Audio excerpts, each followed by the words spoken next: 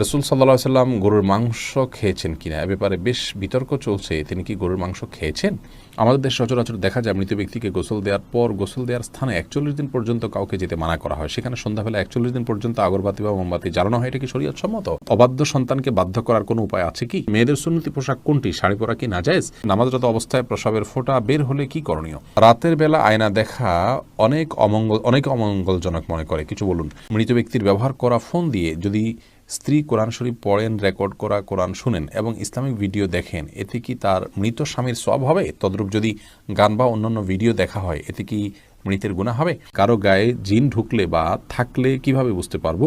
আর সেটা শরীর থেকে বের করার জন্য কি করতে হবে? কাউকে জান্নাতি অথবা জাহান্নামী বলা যাবে কি? চলুন আমরা প্রবেশ করি প্রশ্নের আলোকিত ভুবনে।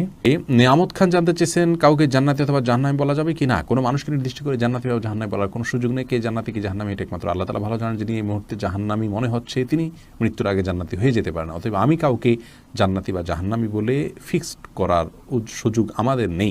সোমাইয়া নিতু আপনি জানতে চেয়েছেন, কারো গায়ে জিন ঢুকলে বা থাকলে কিভাবে বুঝতে পারবো? আর সেটা শরীর থেকে বের করার জন্য কি করতে হবে? এ বিষয়ে আমরা ইনশাআল্লাহ বিইذনিল্লাহ খুব শীঘ্রই কাজ করতে যাচ্ছি, আল্লাহ যদি আমাদেরকে তৌফিক দান করেন। জিনের উপদ্রব থেকে বাঁচার জন্য কোরআনে কারীমের তেলাওয়াতটা আমাদের ঈমানকে জাগ্রত করবার, ঈমানকে বৃদ্ধি করবার জন্য অনেক বড় সহায়ক একটি বিষয়। আমি ব্যক্তিগতভাবে বহুবার দেখেছি এবং বহু মানুষের অভিজ্ঞতার কথা জানি যে জিনের উপদ্রব থেকে আল্লাহর কালাম কিভাবে মানুষকে নিষ্কৃতি দেয়। আল্লাহর কালামের অলৌকিকত্ব এবং এটার বিশেষত্ব, এটা যে আল্লাহর কালাম সে এবং জিনের অস্তিত্ব যে আছে, এসবগুলো বিষয়কে প্রমাণ করে এই রকিয়া বা ঝাড়ফুঁকের এই প্রক্রিয়াটি। ফাহাদ ফাতেমা জানতে চেয়েছেন, মৃত ব্যক্তির ব্যবহার করা ফোন দিয়ে যদি স্ত্রী কোরআন শরীফ পড়েন, রেকর্ড করা কোরআন শুনেন এবং ইসলামিক ভিডিও দেখেন, এতে কি তার মৃত স্বামীর সওয়াব হবে? তদ্রূপ যদি গান বা অন্যান্য ভিডিও দেখা হয়, এতে কি মৃতের গুনাহ হবে? বোন ভাই ফাহাদ, মৃত ব্যক্তির ফোন দিয়ে তেলাওয়াত করলেই মৃত ব্যক্তির সওয়াব পাবেন, ব্যাপারটি এমন নয়। বাকি মৃত ব্যক্তি যদি এমন কিছু রেখে যান যেটির কারণে অন্য আরেকজন নেক কাজের পথে যান, যেমন কথার কথা তিনি একটা কোরআন রেখে যান, এই কোরআন কেউ তেলাওয়াত করলো, তিনি কোরআনটা কিনে রেখে গেছেন তেলাওয়াতের জন্য, তাহলে তিনি সওয়াব পাবেন। কিন্তু মোবাইল তিনি রেখে গেছেন, এই মোবাইল রাখলেই যেটাতে কোরআন তেলাওয়াত করতে হবে এমন তো নয়। এটাতে কেউ কোরআন ডাউনলোড করে পড়ছেন, তেলাওয়াত করছেন, এটি যিনি তেলাওয়াত করছেন তার সওয়াব হবে। আর হ্যাঁ, যে ব্যক্তি মোবাইলটা রেখে গেলেন, তিনি তার জন্য সহায়কের ভূমিকা থাকলেন, সেই হিসাবে আল্লাহ তাআলা তাকেও সওয়াব দিবেন, আশা করা যেতে পারে। আর একই কথা গুনাহের ক্ষেত্রেও প্রযোজ্য হবে। বিশেষ করে মোবাইল যদি রেখে যান, তো মোবাইলে গান বাজনা শুনতে হবে এমনটি তো বাধ্যতামূলক নয়। কেউ যদি এটা ব্যবহার করে তাহলে এটা একান্ত তার ব্যাপার। এর জন্য মৃত ব্যক্তিকে গুনাহের বোঝা বহন করতে হবে না। লিজা সামিনা আইডি থেকে আপনি জানতে চেয়েছেন, রাতের বেলা আয়না দেখা অনেক অমঙ্গলজনক মনে করে, কিছু বলুন। রাতের বেলায় আয়না দেখাকে অমঙ্গলজনক মনে করাটা সম্পূর্ণ কুসংস্কার, ইসলামী শরিয়ার সাথে এর কোনো সম্পর্ক নেই। রাতের বেলায় আমরা আয়না দেখলে এর পেছনে কোনো অমঙ্গল নাই। আপনি রাতে দিনে যে কোনো সময় আয়না দেখতে পারেন। এমনি সালাহুদ্দিন জানতে চেয়েছেন, নামাজরত অবস্থায় প্রস্রাবের ফোঁটা বের হলে কি করণীয়?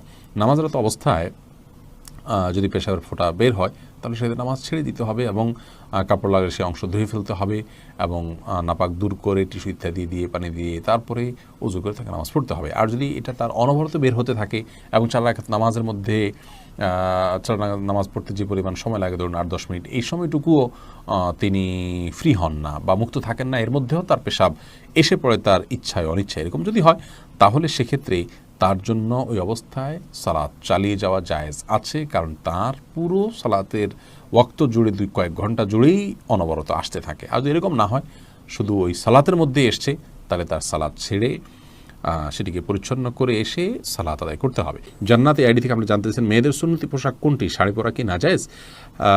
মেয়েদের পোশাকের জন্য ড্রেস কোড বা নীতিমালা দেওয়া আছে, কিন্তু বিশেষ কোনো কাটিং বা বিশেষ কোনো স্টাইলের পোশাক পরাকে সুন্নাত বলা হয়নি। এটা নিয়ে অনেকে বাড়াবাড়ি করেন, অনেকে বলেন মিক্সি পরতে হবে, অনেকে বলেন শাড়ি পরা যাবে না। শাড়ি যদি কেউ পরে তার উপরে ওড়না পরে ঢেকে ঢুকে তিনি থাকতে পারেন, তো কোনো অসুবিধা নেই। আর স্বামীর সামনে তো এটা পড়তে কোনো অসুবিধা নেই। কিন্তু সাধারণত ঘরের অন্যান্য যে মাহরাম পুরুষরা আছে, নিজের ছেলে ভাই, তাদের সামনে শাড়ি পরলে প্যাট পিট ইত্যাদি দেখা দেয় এবং এটি অনাচারের দিক উন্মোচিত করে। সেই জায়গা থেকে এটি যথাসম্ভব অনুত্তম, তবে সেগুলোকে যদি ঢেকে ঢুকে পড়তে পারেন কেউ, তাহলে তার জন্য জায়েজ আছে, নিষেধ নয়। এরপরে রাশেদ আপনি জানতে চেয়েছেন অবাধ্য সন্তানকে বাধ্য করার কোনো উপায় আছে কি? অবাধ্য সন্তানকে বাধ্য করার জন্য ছোটবেলা থেকেই তার সাথে সেভাবে ইসলামিক যে আপনার ইসলামের যে নির্দেশনা আছে একজন প্যারেন্টসের জন্য প্যারেন্টিংয়ের বিষয়ে সেগুলোকে লক্ষ্য করা উচিত। তাকে সালাতের নির্দেশ দেওয়া, নিজের সালাতে অভ্যস্ত করা, ভালো পরিবেশ দেওয়া, এগুলো না করে এরপরে বড় হওয়ার পরে অলৌকিক কোনো পদ্ধতিতে তাকে আপনি বাধ্য করে ফেলবেন এরকম কোনো সুযোগ নেই। তারপরেও আপনি তাকে সৎসঙ্গ দিলেন, নেককারদের সোহবতে নিলেন এবং তার জন্য আল্লাহর কাছে মনে প্রাণে দোয়া করলেন, আবার দোয়া সন্তানের জন্য কবুল হয়। এইরকম বিভিন্ন উদ্যোগের মাধ্যমে আপনি তাকে সৎপথে আনতে পারেন, বাধ্য করতে পারেন। আশরাফুল হক শুভ আপনি জানতে চেয়েছেন আমাদের দেশে সচরাচর দেখা যায় মৃত ব্যক্তিকে গোসল দেওয়ার পর গোসল দেওয়ার স্থানে 41 দিন পর্যন্ত কাউকে যেতে মানা করা হয়, সেখানে সন্ধ্যাবেলা 41 দিন পর্যন্ত আগরবাতি বা মোমবাতি জ্বালানো হয়। এটা কি শরীয়ত সম্মত?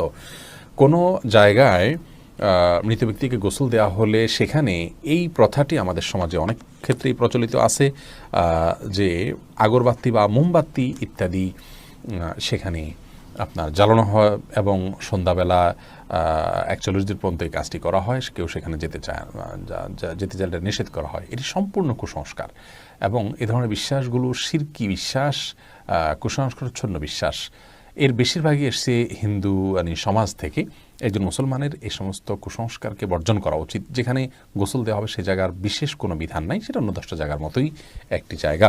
জাহিদ আপনি জানতে চেয়েছেন রাসূল সাল্লাল্লাহু আলাইহি ওয়াসাল্লাম গরুর মাংস খেয়েছেন কিনা, এ ব্যাপারে বেশ বিতর্ক চলছে, তিনি কি গরুর মাংস খেয়েছেন? ভাই জাহিদ, প্রথম কথা হলো গরুর গোশত এটি হালাল হওয়ার জন্য রাসূল আকরাম সাল্লাল্লাহু আলাইহি ওয়াসাল্লামের খাওয়া শর্ত নয়। তিনি কোনো কিছু না খেলেই সেটি হারাম হয়ে যাবে, ব্যাপারটি এমন নয়।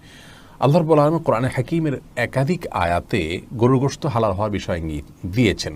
যেমন সূরা আনআমের যথাসম্ভব 147 নম্বর আয়াতে আল্লাহ রাব্বুল আলামিন বলেছেন মিনাল ইবিল ইসনাইনি ওয়া মিনাল বাকারি ইসনাইনি কুল হাররামা ইলা আখির আয়াহ। এই আয়াতে আল্লাহ রাব্বুল আলামিন সুস্পষ্টভাবে গরুর যে গোশত বা গরু এটা হালাল এই বিষয়টিকে আল্লাহ তাআলা ইঙ্গিত করেছেন।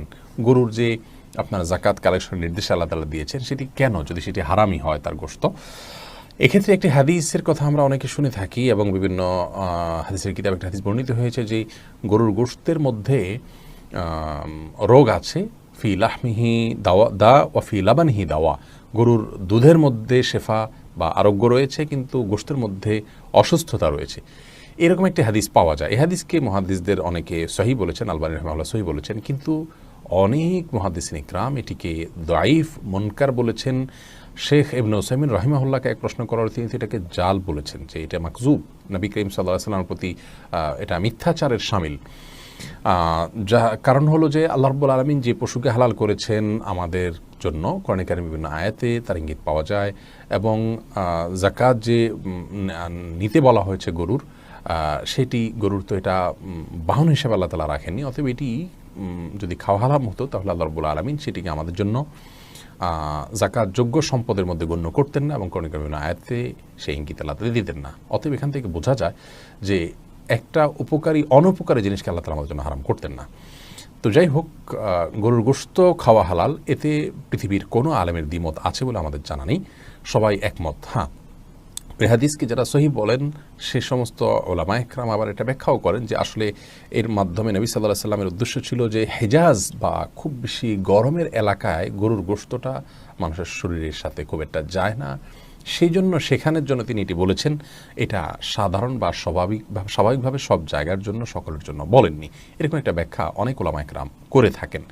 যাই হোক, এখন আসি মূল বিষয়, নবী সাল্লাল্লাহু আলাইহি ওয়াসাল্লাম গরুর গোশত খেয়েছেন কিনা। এই বিষয়ে সরাসরি উনি খেয়েছেন এরকম কোনো রেওয়ায়েত আমার জানা নেই, তবে বুখারী মুসলিমের একটি বর্ণনা আছে যে বর্ণনা থেকে বোঝা যায় নবী সাল্লাল্লাহু আলাইহি ওয়াসাল্লাম সিরার নামক একটি জায়গায় এসেছেন, সেখানে আসার পর সাহাবা ইকরামদেরকে গরু জবের নির্দেশ করেছেন, ফা আকালু মিনহা, হাদিসের ভাষ্য হলো অতঃপর তারা সেখান থেকে খেয়েছেন। তারা সেখান থেকে খেয়েছেন, এখান থেকে সাহাবা ইকরাম যে খেয়েছেন এটি স্পষ্ট, নবী সাল্লাল্লাহু আলাইহি ওয়াসাল্লাম তাদের সাথে ছিলেন, অতএব তিনিও খেয়েছেন, সেটাই স্বাভাবিকভাবে এখান থেকে বুঝে আসে। কিন্তু এর মানে এই নয় যে গরু গোশত খাওয়ার বিশেষ ফজিলত আছে এবং সে না খেলে গুনাহ হবে, এরকম বিষয় না।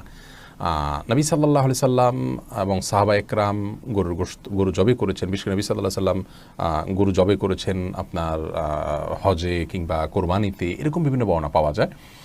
আমাদের ভারতে যে সমস্ত ভাইয়েরা বসবাস করছেন, আমি বিশেষ করে তাদেরকে বলবো, অনেকে আমাদেরকে দেখছেন ভারত থেকে, আমাদের অনেক দর্শকরা দেখে থাকেন এই অনুষ্ঠান, তাদেরকে আমরা বলবো যে আপনাদের এলাকাগুলোতে যেখানে গরুর গোশত খেতে গেলে, গরু জবে করলে, গোশত সংরক্ষণ করতে গেলে আপনারা জীবন হুমকির মধ্যে পড়ে যায়, এরকম পরিস্থিতিতে আপনারা গোশত খাওয়ার জন্য, গরু গোশত খাওয়ার জন্য কষ্ট করতে যাবেন না। অনেকে মনে করে গরু গোশত না খেলে বোধহয় পাক্কা মুসলমান হওয়া যায় না। এটা খুব অল্প সংখ্যক মানুষ মনে করেন, তো এটি আমাদের ভুল ধারণা। গরু গোশত খাওয়ার জন্য আপনার জীবনকে হুমকির মধ্যে ফেলে দেওয়া এটা কোনো অবস্থাতে উচিত নয়। আপনাকে হালাল জিনিস খেতে যদি বাধা দেয় কেউ, জুলুম এবং আপনার প্রতি নিপীড়নমূলক আচরণ করে, তাহলে সেক্ষেত্রে আপনার জীবন রক্ষার জন্য, জীবন নিরাপত্তার জন্য আপনি এটি পরিহার করলে সেটি আপনার জন্য সম্পূর্ণ জায়েজ আছে।